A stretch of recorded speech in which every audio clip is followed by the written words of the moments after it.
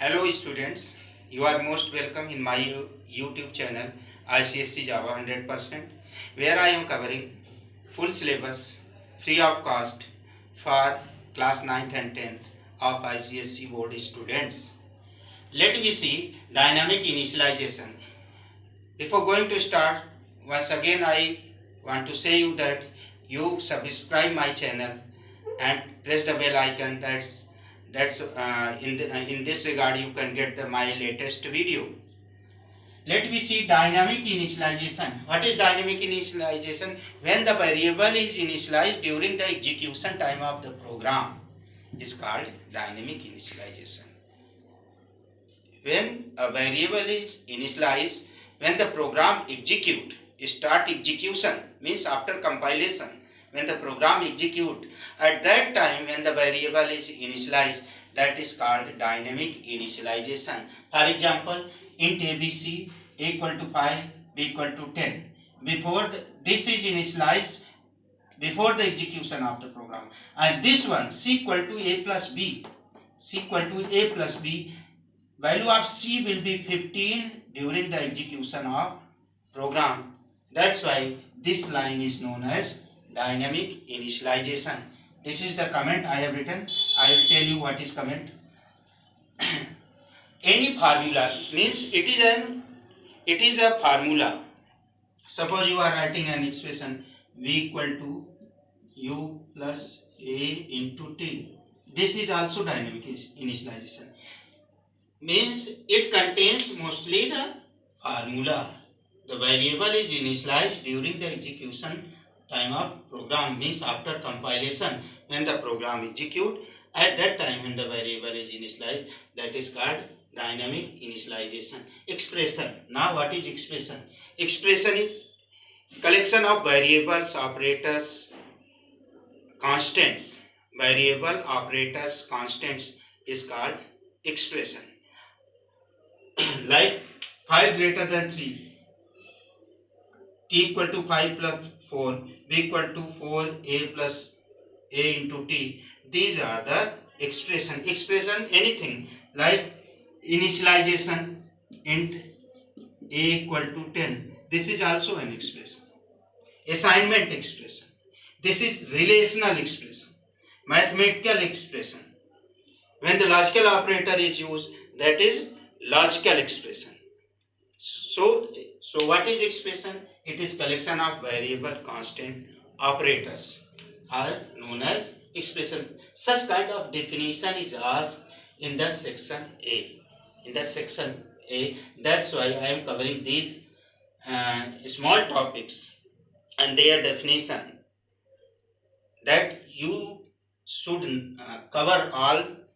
You should attempt all such questions in section A. Now let me some more definition.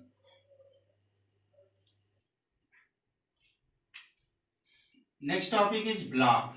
What is block? Group of statement enclosed in opening and closing braces is known as block. Block क्या होता है? जब कोई brace open होता है और उसके अंदर जो स्टेटमेंट लिखे जाते हैं, ये ओपनिंग और क्लोजिंग ब्रेस के अंदर जो चीज है वो क्या कहलाती है? ब्लॉक. जैसे आपका एक ब्लॉक है, ये ब्रेस ओपन हुआ, int a equal to 10 dot out dot println a into a. Whatever you write that ends with semicolon, every line end with semicolon is called block. So what is block? Group of statement enclosed in opening and closing brace is known as block. Function बनाते हैं तो वहाँ block बनता है, loop चलाते हैं तो वहाँ ब्लॉक बनता है. इसी तरह स्विच का ब्लॉक होता है, इफ एल्स का ब्लॉक होता है. अगर इफ में जो है एक लाइन से ज़्यादा स्टेटमेंट है तो वहाँ पे ब्लॉक होता है. I think you understood it. Now let me see another topic. Next topic is comments in Java. What is comments? Comments या रिमार्क ऐसे स्टेटमेंट होते हैं which are ignored by the compiler. Comments are the statement which are ignored by the compiler, and comments are used to explain the objective of the program. Comment ऐसे statement होते हैं जो कि compiler उसको ignore करता है और वो एग्जीक्यूट भी नहीं होता है। लेकिन कमेंट का बहुत इस्तेमाल है, बहुत यूज है, बहुत इंपॉर्टेंट है। कमेंट इस्तेमाल करना चाहिए प्रोग्राम में। कमेंट का इस्तेमाल किस लिए करते हैं? जैसे आपको प्रोग्राम का कोई कोड, कोई एक लाइन एक्सप्लेन करनी है, एग्जामिनर को समझानी कि ये लाइन हम किस लिए लिखे हैं, तो वहाँ पे कमेंट डाल सकते हैं।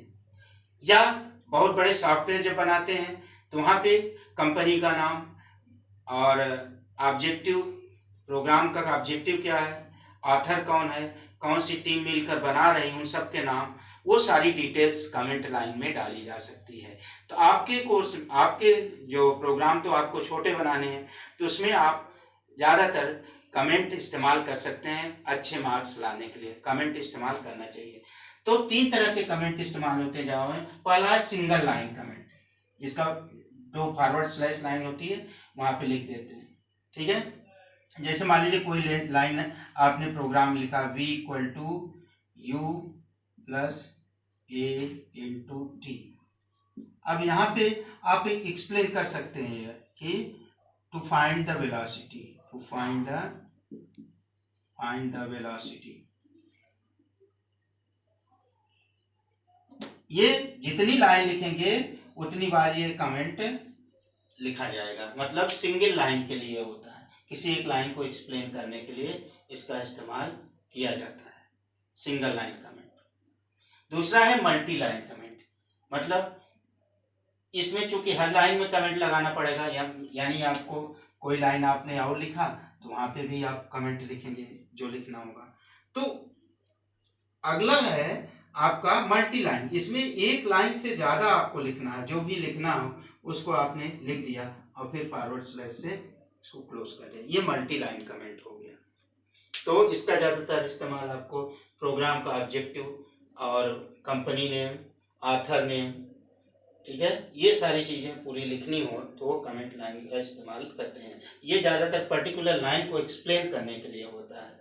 और ये पर्पस, प्रोग्राम का पर्पस, कंपनी का नाम और जितने लोग मिलके सॉफ्टवेयर बना रहे हैं वो सारी चीज़ें आप इसमें लिख सकते हैं। तो डिपेंडिंग ऑन योर चॉइस, जो आप इस्तेमाल करना चाहते हैं वो कमेंट आप इस्तेमाल कर सकते हैं। अगला है डॉक्यूमेंटेशन कमेंट। डॉक्यूमेंटेशन कमेंट क्या है? इसका साइन है फॉरवर्ड स्लैश 2 स्टार, इसके बाद इसके बीच में कमेंट, फिर आपका फॉरवर्ड स्लैश 1 स्टार, ये होता है। इसका इस्तेमाल HTML फाइल में होता है। वेब डिजाइनिंग जब करते हैं जावा में, वेब डिजाइनिंग आपके कोर्स में नहीं है, लेकिन बीटेक जब करेंगे तो वहाँ पे वेब डिजाइनिंग आपको सिखाई जाएगी जावा में। तो वहाँ पे कमेंट अगर लिखना हो तो HTML फाइल में इस कमेंट का इस्तेमाल किया जाते हैं। इस तरह से आपका हमारा ये टॉपिक आज कवर हुआ है, कमेंट्स इन जावा। आइए देखते हैं अगला topic. Next topic is escape sequence, a constant, A type of constant. ये छूट गया था। जावा allow us to have certain non-graphic characters in character constant. Non-graphic characters are those characters that cannot type directly from the keyboard. These are such kind of characters which are not present, that cannot be typed from the keyboard, like backspace tabs. They are mostly used in formatting the output when you are printing the output on the screen. For that they are used. These non-graphic characters can be represented by using escape sequence. And what is escape sequence? Escape sequence is marked by backslash. Backslash, जैसे slash n है new line character के लिए, slash r है carriage reason के लिए, slash t है horizontal type के लिए।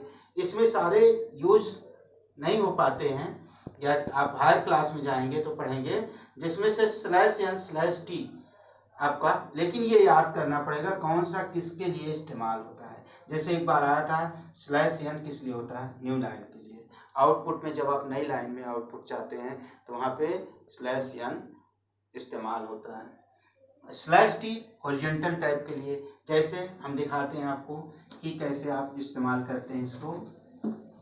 जैसे हमने लिखा system dot out println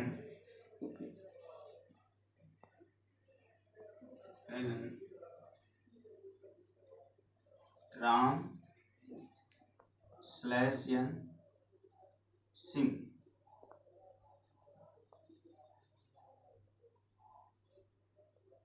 /n क्या होगा, ये प्रिंट नहीं होगा। इन्वर्टेड कामा में लिखी हुई जो हर चीज प्रिंट हो जाती, लेकिन स्केप सीक्वेंसेस के साथ जो लिखा होगा वो प्रिंट नहीं होगा। तो /n क्या करेगा, न्यू लाइन में ले जाएगा इसको। इसके बाद वाली चीज /n का मतलब ये चीज नई लाइन में आ जाएगी। इसका आउटपुट आ जाएगा राम, और ये ये /n लगा तो यहाँ पे लाइन चेंज हो जाएगी इस तरह से। /n क्या करता है, लाइन चेंज करता है। इसी तरह है आपका, जैसे आप system.out.println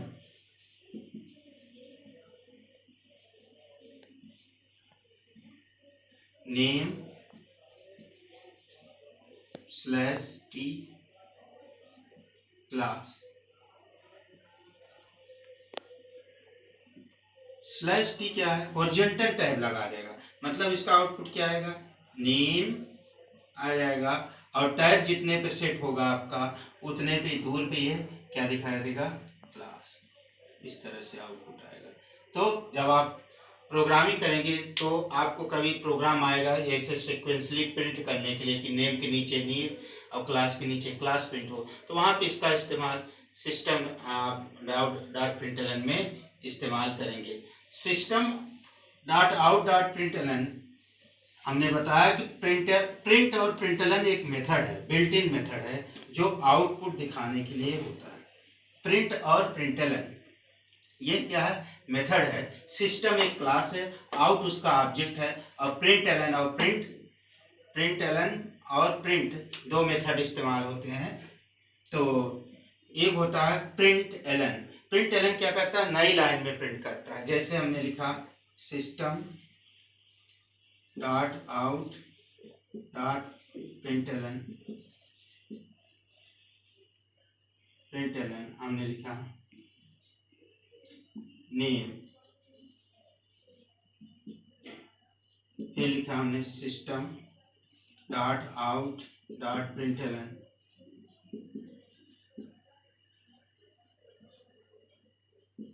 रवि। इसका आउटपुट कैसे आएगा, इसका आउटपुट जो आएगा वो इस तरह से आएगा, नेम प्रिंट होगा और उसके नीचे लाइन, क्योंकि प्रिंटलन है तो अगली लाइन में जाएगा रवि, उसके नीचे प्रिंट होगा। ये प्रिंटलन है, नई लाइन में प्रिंट करता है। अगला है प्रिंट। प्रिंट क्या करता है, लाइन चेंज नहीं करता, सेम लाइन में प्रिंट करता है। प्रिंटलन नई लाइन में प्रिंट करता है और प्रिंट सेम लाइन में प्रिंट करता है। जैसे system.out.print नेम,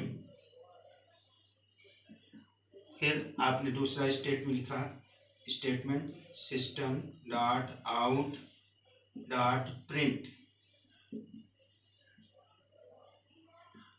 रवि। यहाँ दो स्टेटमेंट है, लेकिन ये सेम लाइन, ये उसी लाइन में प्रिंट होगा।